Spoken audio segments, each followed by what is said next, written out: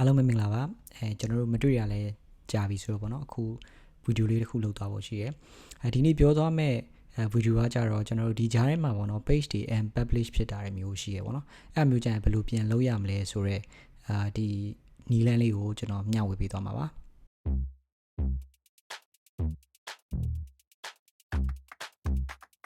အဲ့တော့ဘာကြောင့် page တွေ unpublished ဖြစ်သွားလဲပေါ့နော်အဓိကအကြောင်းရင်းကကြတော့ပထမချက်ကကြတော့ကျွန်တော်တို့ရဲ့ account ပုံမူတည်ပေါ့နော်ကျွန်တော်တို့ account ဒီ admin ဖြစ်နေတဲ့ page တွေမှာ admin ဖြစ်နေတဲ့ account တွေကကျွန်တော်တို့အစအရာဂရုစိုက်ရတယ်ပေါ့နော် community guideline တွေတို့ပါတော့ဒီကိစ္စတွေကျွန်တော် blog မှာအရှေ့ရဗီဒီယိုတွေမှာကျွန်တော်ပြောပြီးသားပေါ့နော်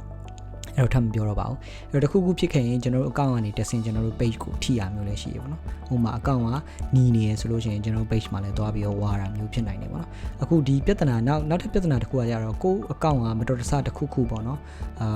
hack ခံရတယ်လို့အဲ့လိုမျိုးယူဆလို့ရှိရင်ကိုက page မှာလည်း admin တယောက်တည်းပဲဆိုလို့ရှိရင်ကျွန်တော်တို့ဒီ page က auto unpublish ဖြစ်သွားမျိုးလည်းဖြစ်နိုင်တယ်ပေါ့နော်အဲ့တော့ပြန်လုပ်လို့ရမယ့်နီလန်းနှစ်ခုကျွန်တော်ပြပြပါမယ်ပထမနီလန်းကကြတော့ကျွန်တော် Facebook chat ကိုဆက်သွယ်ဖို့ပေါ့နော်အဲ့တော့ Facebook chat ကိုဘယ်လိုဆက်သွယ်ရမှန်းမသိဘူးဆိုလို့ရှိရင်ကျွန်တော်ရဲ့ဒီဗီဒီယိုရဲ့ထောက်မှာကျွန်တော်ဒီ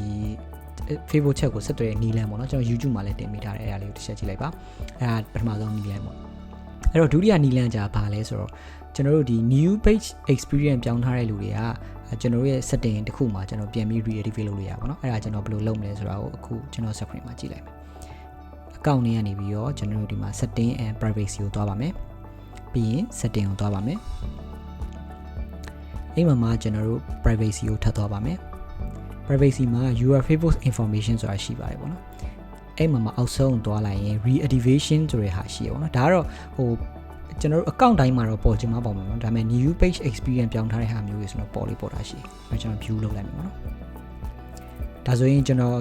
ဒီ activate ဖြစ်နေတဲ့ page တွေအများကြီးပေါ့နော်အဲ့တော့ကျွန်တော် reactivate ပြန်လုပ်လိုက်မယ်ပေါ့နော်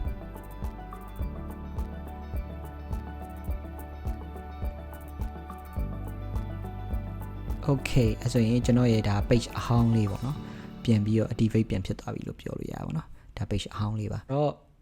ဒီနေ့ကတော့ဒါကျွန်တော်တို့ page တွေ publish ဖြစ်သွားတဲ့ page တွေကိုပြန်ပြီးတော့ဘယ်လိုactivate ပြန်လုပ်မလဲဆိုတာကိုပြောပြပေးတာဖြစ်ပါတယ်နောက်တဲ့ဗီဒီယိုတွေကိုဆက်လက်လေ့လာဖို့ကျွန်တော်ရဲ့ page လေးကို subscribe လုပ်ထားဖို့လည်းပြောပြချင်ပါတယ်အားလုံးကျေးဇူးပါ